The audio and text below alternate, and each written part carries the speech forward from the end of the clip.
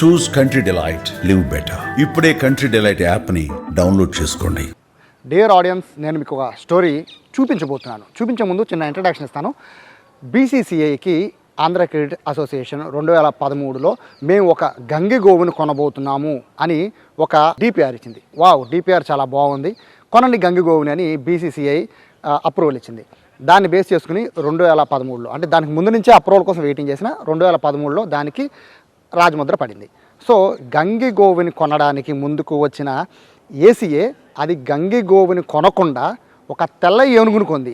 తెలుసు కదా, గంగిగోవు అయితే పాలు ఇస్తుంది, పాల ద్వారా లాభాలు సంపాదించవచ్చు. కానీ తెల్ల ఏనుగు, వైట్ ఎలిఫెంట్ ఏం చేస్తుంది? దాన్ని మేపడం తప్ప ఏమీ చేయలేం. ఒక అద్భుతమైన అవకాశాన్ని అప్పట్లో ఆంధ్ర క్రికెట్ అసోసియేషన్ సభ్యులు చేసిన అతి పెద్ద బ్లండర్ మిస్టేక్తో గంగిగోవు లాంటి ప్రాజెక్టు తెల్ల ఏనుగుగా మారింది, పెద్ద గుదిబండగా మారింది ఆంధ్ర క్రికెట్ అసోసియేషన్కి. ఇప్పుడు తెల్ల ఏనుగుని మళ్ళీ మేము గంగిగోవులా మారుస్తాము అని చెప్పి ఇప్పుడు ఉన్న పాలకవర్గం చెప్తోంది. అది సాధ్యమా? అసలు ఇంతకీ ఏం జరిగింది? గంగిగోవు అని దేన్ని అన్నారు? అది తెల్ల ఏనుగుగా ఎందుకు మారింది? ఎంత ఖర్చు పెట్టి ఈ తెల్ల ఏనుగుని మేపుతున్నారు? ఇవన్నీ కూడా నేను ఈ స్టోరీలో మీకు చెప్తాను. రండి, చాలా చాలా ఇంట్రెస్టింగ్గా ఉంటుంది. డబ్బుని ఎలా వృధా చేయొచ్చు అని చూపించడానికి బెస్ట్ ఎగ్జాంపుల్ ఈ స్టోరీ. రండి.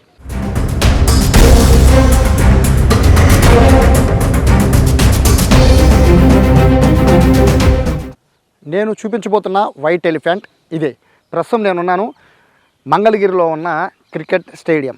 ఎన్నాళ్ల బట్టో, దాదాపుగా దశాబ్దం పైనుంచి ఈ మంగళగిరి క్రికెట్ స్టేడియాన్ని ఎప్పుడు ఓపెన్ చేస్తారు? ఓపెన్ చేయడం అంటే జనరల్గా డొమెస్టిక్ మ్యాచ్లు కాదు, ఇంటర్నేషనల్ మ్యాచ్లు ఎప్పుడు జరుగుతుందా అని అందరూ ఎదురు చూస్తున్నారు. కానీ ఇది ఎందుకు ఆగిపోయింది? ఈ కన్స్ట్రక్షన్ ఎందుకు ఆగిపోయింది? ఇన్ని కోట్ల పెట్టి కట్టిన స్టేడియము ఎందుకు దీన్ని ఓపెన్ చేయట్లేదని అనేక మందికి అనేక డౌట్స్ ఉన్నాయి. కానీ ఈ డౌట్స్ని క్లారిఫై చేసేవారు ఎవరు ఉంటారు? ఎందుకంటే ఈ రకరకాల కథనాలు ఈ స్టేడియం చుట్టూ కూడా అల్లుకుపోయి ఉన్నాయి. సో దీని మొత్తాన్ని ఇప్పుడు నేను మీకు రివీల్ చేస్తాను. అసలు ఎందుకు ఆగిపోయింది, దీన్ని ఒకవేళ మళ్ళీ తిరిగి ప్రారంభించాలి సాధ్యం అవుతుందా లేదా అనేది నేను మీకు ఇప్పుడు చెప్తాను.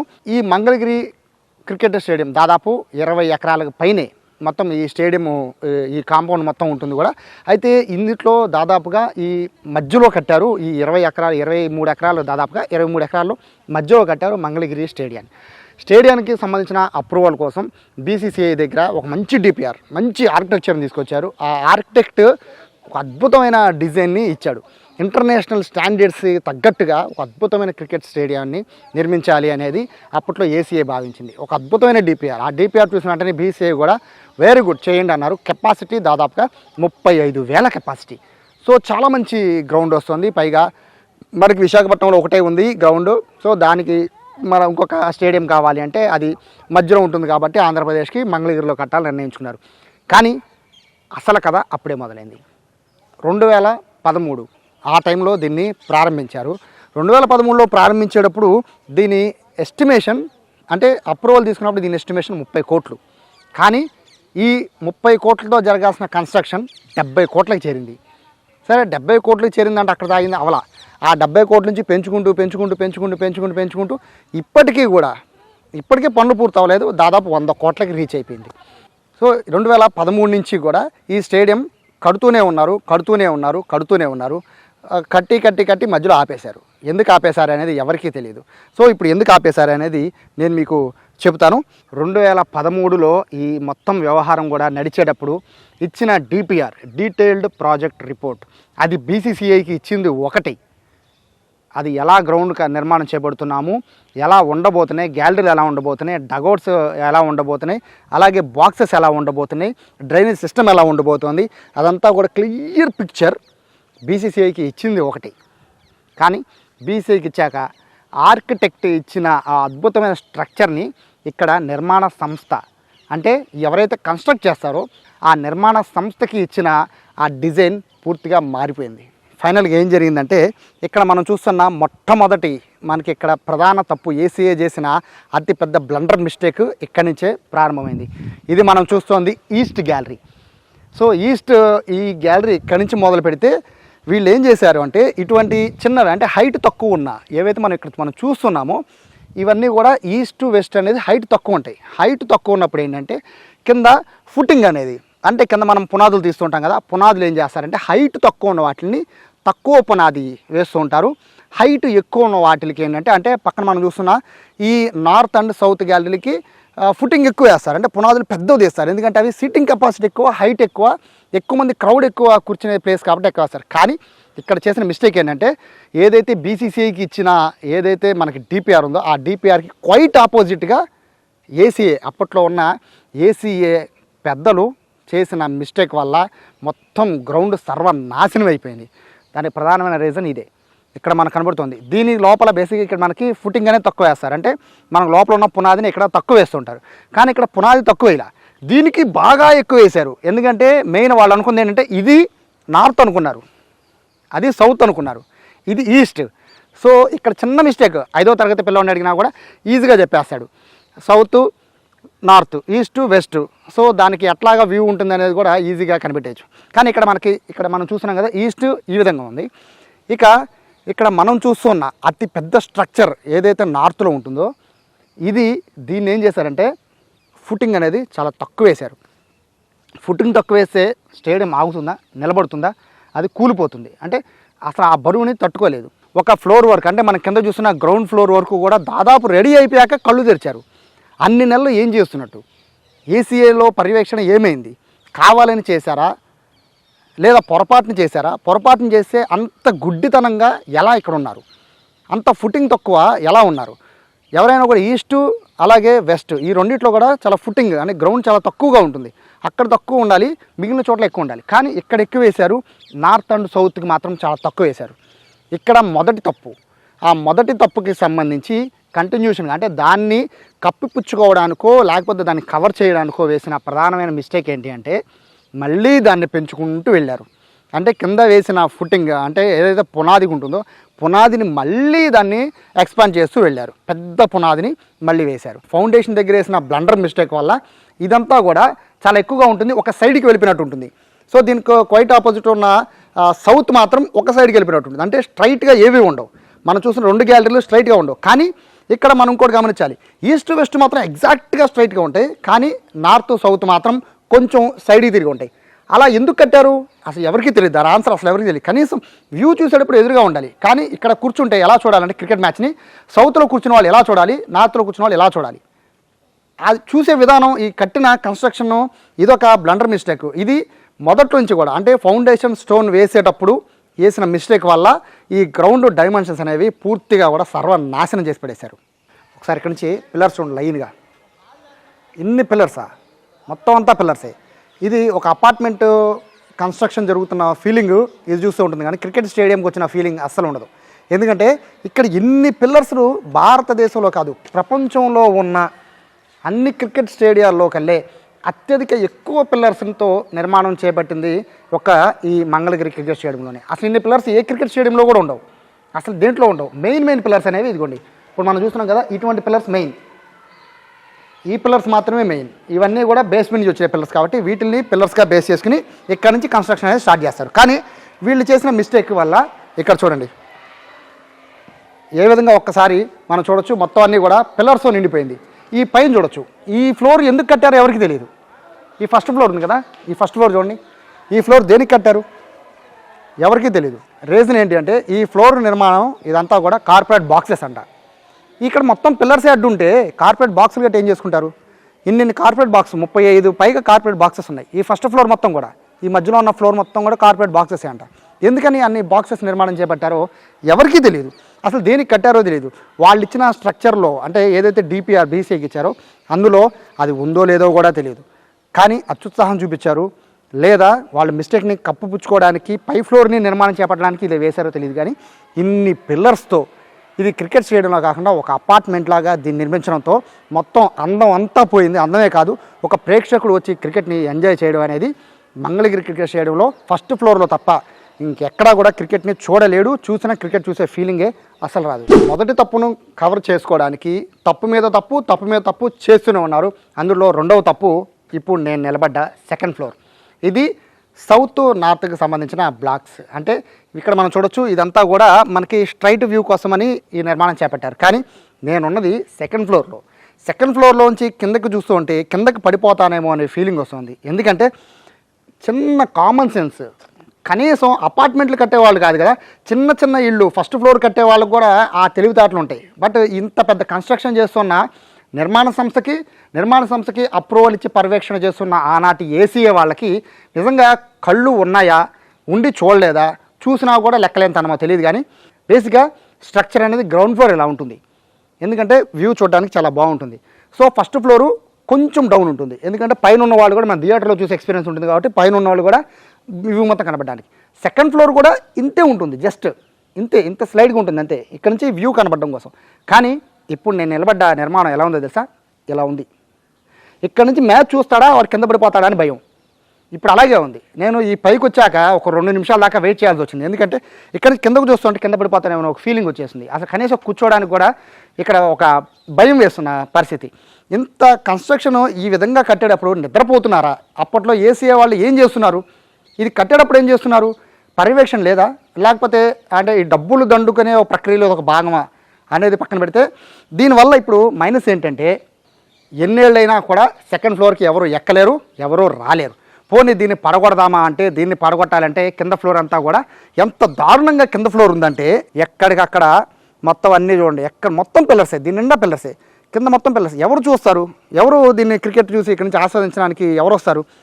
ఇటువంటి దిక్కుమాలిన కన్స్ట్రక్షన్ అనేది మనం మొదటి నుంచి చెప్పుకున్నట్టుగా భారతదేశంలో లేదేమో. రేపొద్దున ఎవరు క్రికెట్ స్టేడియం కట్టాలన్నా ఎలా కట్టకూడదు అని best example Mangalagiri cricket stadium అనే చెప్పచ్చు. ఇది రెండో తప్పు.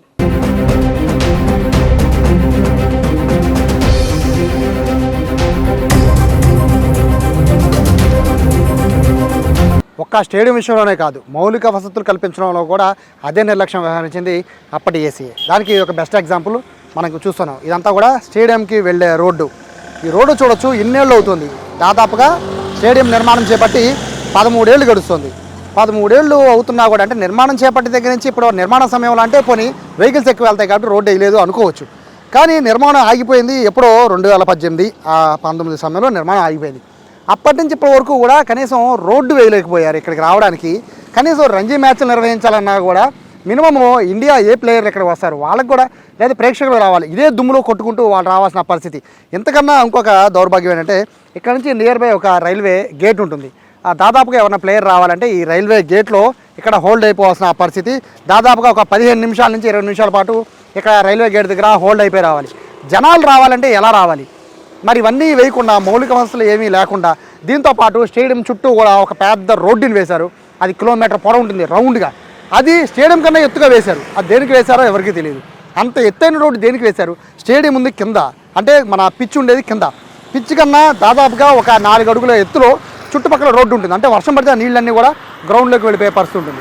ఇంత మౌలిక వసతుల విషయంలో కూడా ఇంత నిర్లక్ష్యంగా వహించారు. సో దీనికి ఆన్సర్ చెప్పడానికి కూడా ప్రస్తుతానికి అయితే ఎవరూ లేరు. అంటే ఇంత దారుణంగా ఈ వ్యవస్థ అంతా కూడా నడుస్తున్నా కూడా దీన్ని పట్టించుకునే నాదు లేకపోవడం వల్లే ఈ దుస్థితి మంగళగిరి స్టేడియానికి పట్టింది.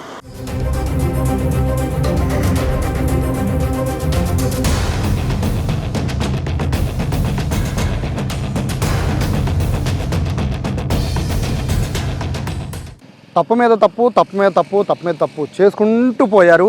ఫైనల్గా ఇన్నేళ్ళు అవుతున్నా కూడా ఇంటర్నేషనల్ మ్యాచ్ సంగతి పక్కన పెడుతుంటే కనీసం డొమెస్టిక్ మ్యాచ్లు ఆడడానికి కూడా ఇక్కడ పరిస్థితి లేదు. ఎందుకంటే ఏ మంచి ప్లేయర్ ఇక్కడ ఆడడానికి వచ్చినా కూడా చూడడానికి క్రౌడ్ విపరీతంగా వచ్చేస్తారు. సో వాళ్ళందరికీ ఇక్కడ వాళ్ళు వచ్చారంటే క్రౌడ్ మేనేజ్ చేయడం అంటే అంత ఈజీ కాదు. పేరుకి మాత్రం 35,000 కెపాసిటీ ఉన్న ఈ స్టేడియంలో సెకండ్ ఫ్లోర్ని ఖచ్చితంగా అలౌ చేసే పరిస్థితి లేదు. కాబట్టి కేవలం ఫస్ట్ ఫ్లోర్ వరకు మాత్రమే, అది కూడా గ్రౌండ్ నుంచి ఫస్ట్ ఫ్లోర్ వరకు మాత్రమే ఒక 10 నుంచి 12,000 మంది ప్రేక్షకులను మాత్రమే లోపలికి అలౌ చేసే అవకాశం ఉంది. ఎందుకని అంత తక్కువ మంది ప్రేక్షకులతో మ్యాచ్ నిర్వహించాల్సిన పరిస్థితి వచ్చింది? సరే, నిర్వహించారు.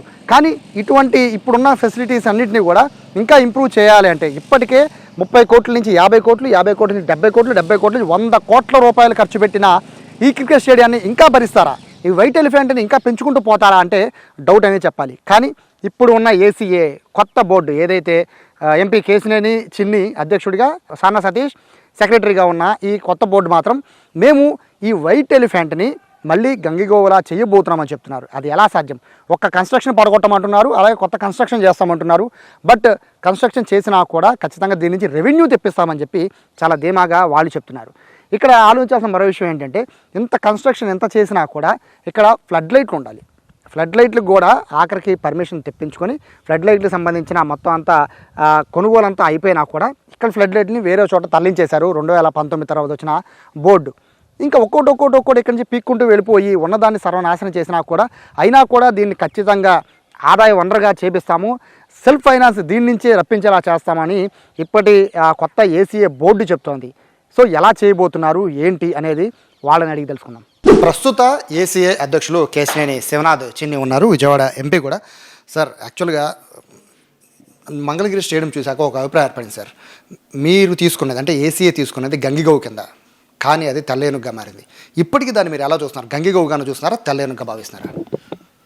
గత ఏసీఏ పాలక మండలి యొక్క అనాలోచిత నిర్ణయాలు, అంతేకాకుండా ఒక స్టేడియం ఎంత చక్కగా ఉండాలనే ఒక థాట్లో లేకుండా చేసిన కొన్ని పొరపాట్ల వల్ల వాళ్ళ మంగళగిరి స్టేడియం ఆ విధంగా ఉంది. దాన్ని మళ్ళీ మేము ఏం చేస్తున్నామంటే చక్కటి స్పోర్ట్స్ సెంటర్, అంటే అది మిగతా గేమ్స్ కూడా అన్నీ ఉండే విధంగా ఒక చక్కటి స్పోర్ట్స్ సెంటర్, అన్నిటితో వాటితో పాటు ఒక 50 రూమ్స్ కూడా స్టేడియంలో ఉండి రేపు నుంచి జరిగే రంజీ మ్యాచ్లు, ఎందుకంటే మనకు సీజన్ స్టార్ట్ అయిందంటే ఇక్కడున్న మూలపాడు స్టేడియం కానీ మంగళగిరి స్టేడియం కానీ ఎప్పటికప్పుడు ఫుల్ అయిపోతున్నాయి. కానీ ఎంతోమంది ఇంకా అడుగుతున్నారు, కాబట్టి దాన్ని చక్కటి స్పోర్ట్స్ సెంటర్ కింద మిగతా అన్ని స్పోర్ట్స్ పెట్టి మంగళగిరి స్టేడియంలోనే ఒక 50 రూములు ఉండి ప్లేయర్లందరూ అక్కడ ఉండే విధంగా చక్కటి మెస్సు, వీటన్నిటితో ఇప్పుడు ఉన్న స్టేడియంలో ఎక్కడెక్కడైతే కొంచెం డిఫెక్ట్స్ ఉన్నాయో ఆ డిఫెక్ట్స్ అన్నింటిని కరెక్ట్ చేసుకుంటా మళ్ళీ స్టేడియంని వచ్చే 4-5 నెలల్లో లైట్లు కూడా పెట్టబోతున్నాం, ఎల్ఈడి లైట్స్ కూడా పెట్టబోతున్నాం. 10,000 మంది కూర్చునేటట్టు ప్రేక్షకులకు సీట్లు వేసి రాబోయే ఏపీఎల్ మ్యాచ్లతో మళ్ళీ మంగళగిరి స్టేడియంని ప్రారంభించాలని అనుకుంటున్నాం. అంటే స్టేడియం పరిశీలించాక సార్, ప్రపంచంలో స్టేడియం ఇలా కట్టకూడదు అనే బెస్ట్ ఎగ్జాంపుల్ కదా స్ట్రక్చర్ అక్కడ నిర్మించారు. దాన్ని ఇప్పటికే దాదాపు 70 కోట్ల పైనే దాన్ని ఖర్చు చేసి వృధా చేశారు. ఖర్చు కాదు, వృధా చేశారు. ఇప్పుడు మీరు అడిషనల్గా ఖర్చు పెట్టడం వల్ల లాభం ఉంటుందంటారా? అంటే ఇప్పుడు తెల్ల ఏనుగుని ఇంకా దాన్ని మేపినట్టే కదా సార్? లేదు, కొన్ని మ్యాచ్లు అయితే జరుగుతున్నాయి, సంవత్సరానికి 150 రోజులు మ్యాచ్లు జరుగుతున్నాయి, కానీ కొంచెం ఫెసిలిటీస్ లేవు. ఈ ఫెసిలిటీసే కాకుండా పక్కన ఉన్న స్థలాలను కూడా యూటిలైజ్ చేసుకుని రాజధాని ప్రాంతానికి అత్యంత సమీపంగా ఉన్న స్టేడియం, ఆ స్టేడియంలో మిగతా గేమ్స్ కూడా స్విమ్మింగ్ పూల్స్, టేబుల్ టెన్నిస్లు, ఇండోర్ గేమ్సే కాకుండా మనం చూస్తే బాస్కెట్బాల్, వాలీబాల్, హాకీ ఇటువంటి గేమ్స్ కూడా చుట్టూ చేసి ఒక మంచి స్పోర్ట్స్ సెంటర్ రెడీ చేస్తే రేపు రాబోయే కాలంలో అమరావతి రాజధానిగా వచ్చే సమయంలో అక్కడ మంచి క్రీడా ఫెసిలిటీ ఉన్న స్టేడియంగా పాటు ఈ స్టేడియంను కూడా రెక్టిఫై చేయటం వల్ల సుమారు మంచి, అంటే ఒక ఇంటర్నేషనల్ స్టేడియం కింద అయితే తీసుకురాలేము, కానీ తప్పకుండా ఒక మంచి స్టేడియం కింద అయితే తీసుకురావచ్చు. యాక్చువల్గా ఒక రంజీ ప్లేయర్ రావాలన్నా కూడా, రంజీ ప్లేయర్ ఎందుకు మీరు వెళ్ళాలన్నా కూడా అక్కడ ఒక మినిమం రోడ్డు ఫెసిలిటీ లేదు సార్. ఇంకొకటి అక్కడ పెద్ద రైల్వే గేట్ ఉంది, కనీసం 15 నుంచి 20 నిమిషాలు హోల్డ్ అయిపోయే పరిస్థితి. ఇన్ని అడ్డంకులు దాటుకొని ఆ స్టేడియంకి వెళ్ళి ఆ రంజీ మ్యాచ్నో డొమెస్టిక్ మ్యాచ్నో చూడాలి అంటే ఒక సాధారణ ప్రేక్షకుడు, క్రికెట్ అభిమాని కూడా ఇంట్రెస్ట్ చూపించే పరిస్థితి లేదు కదా. అటువంటి మౌలిక వసతులపైన ఏమైనా ఫోకస్ పెట్టారా? ఆ మౌలిక వసతుల మీద ముందుగా మీకు ఫోకస్ పెట్టాము, అది లేకుండా మనం ప్రేక్షకులను తీసుకురాలేము. కాబట్టి ఆల్రెడీ అక్కడ రైల్వే ఓవర్ బ్రిడ్జ్ లోకేష్ గారు పంసాన్ గారితో మాట్లాడి రైల్వే ఓవర్ బ్రిడ్జ్ దగ్గర దాదాపు శాంక్షన్ అయింది. అన్నిటికన్నా ముఖ్యంగా సీడ్ యాక్సిస్ రోడ్డు కూడా చివరి దాకా రాబోతుంది. వెస్టర్న్ బైపాస్ ఓపెన్ అవబోతుంది. వెస్టర్న్ బైపాస్కి సీడ్ యాక్సిస్కి మధ్యలో ఉన్న స్టేడియం, అంతేకాకుండా రోడ్లు కూడా మంత్రి లోకేష్ గారికి మాట్లాడితే రోడ్లు కూడా శాంక్షన్ చేశారు. టోటల్ మేము స్టేడియం రెడీ చేసే సమయానికి ఇన్ఫ్రాస్ట్రక్చర్ కూడా రెడీ అవుతుంది. ఇన్ఫ్రాస్ట్రక్చర్లో ఆర్ఓబి రావడం లేట్ అవుతుందేమో, కానీ వెస్టర్న్ బైపాస్ అయితే ఓపెన్ అయిపోతుంది, సీడ్ యాక్సిస్ రోడ్ ఓపెన్ అయిపోతుంది. స్టేడియంకి వెళ్ళే రోడ్డును కూడా మా నిధులతో కొంత ప్రభుత్వం నిధులతో ప్రాగు చేయడానికి మేమైతే రెడీగా ఉన్నాం. ఫైనల్గా చెప్పండి, స్టేడియం పరిస్థితి చూస్తుంటే అత్యంత దయనీయంగా దారుణంగా ఉంది సార్. స్ట్రక్చరే చాలా, ఎవరో కట్టని స్ట్రక్చర్ని అక్కడ నిర్మాణం చేశారు. సెకండ్ ఫ్లోర్ చాలా ప్రమాదం, ఏ చిన్న ఇష్యూ జరిగినా ప్రేక్షకుడికి వెళ్తే ప్రమాదానికి గురయ్యే అవకాశం మాకు కనబడుతుంది. సో దానికి సంబంధించి ఎటువంటి చర్యలు చేపట్టబోతున్నారు? సెకండ్ ఫ్లోర్ మొత్తం మూసేయబోతున్నాం, ఎవరు పైకి వెళ్లకుండా టోటల్గా కంట్రోల్ చేసి మూసేయబోతున్నాం కంప్లీట్గా. గ్రౌండ్ ఫ్లోర్, ఫస్ట్ ఫ్లోర్ మాత్రం యూటిలైజ్ అయ్యేటట్టు చూస్తున్నాం. పై ఫ్లోర్ అయితే మాత్రం ఎవరిని పంపించకుండా మొత్తం అన్ని బ్యారికేడ్స్ నిర్మించి మొత్తం మ్యాచ్ జరిగే సమయంలో కూడా ఆ ఫ్లోర్ అయితే ఓపెన్ చేసే ఉద్దేశం అయితే మాకు లేదు. రెవెన్యూ వస్తుందా సార్? అంటే మీరు గంగిగోవులా చేస్తాము అని చెప్పి గతంలో 2-3 స్టేట్మెంట్లు, అంటే దాని మీనింగ్ ఏంటంటే సెల్ఫ్ రెవెన్యూ వస్తుంది అన్నారు. అక్కడ పరిస్థితి చూస్తుంటే మీరు డబ్బులు పెడుతూనే ఉన్నారు, ఏసీఏ డబ్బులు మొత్తం దానికే పెడుతున్నట్టుగా కూడా కనబడుతుంది. చూస్తుంటే అట్లా కనబడుతుంది. రెవెన్యూ ఎలా తెప్పిస్తారు సార్ దాని నుంచి? సంవత్సరంన్నర నుంచి మేము వచ్చిన కానీ దీని మీద రెవెన్యూ పెడదాం అనుకున్నాం, కానీ మేమైతే ఇప్పుడు వరకు పెద్ద పెట్టలేదు. రేపు స్పోర్ట్స్ సెంటర్ వచ్చినాక ఒక ఫీజు కొంత డెఫినెట్గా రెవెన్యూ వస్తుంది. సెల్ఫ్ సస్టైన్ మోడల్ అయితే ఈజీగా ఒక 2 సంవత్సరాలు సెల్ఫ్ సస్టైన్ మోడల్కి అయితే ఆ స్టేడియం రాబోతుంది.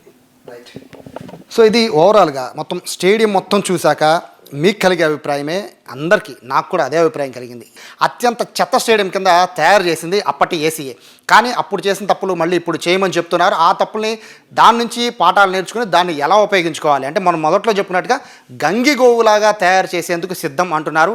ప్రస్తుతం తెల్ల ఏనుగుకి కాస్త ఖర్చు పెట్టినా అది ఖచ్చితంగా గంగిగోవులాగా తిరిగి ఆదాయ మార్గాన్ని తెప్పించే ఏర్పాట్లు చేస్తామని ప్రస్తుత ఏసీఏ అధ్యక్షుడు కేశినేని శివనాథ్ చిన్ని చెప్తున్నారు. ఇది ఓవరాల్గా మంగళగిరి క్రికెట్ స్టేడియం పైన story. Camera person Krishna and వినయ్తో సాయి, సుమన్ టీవీ, విజయవాడ నుంచి.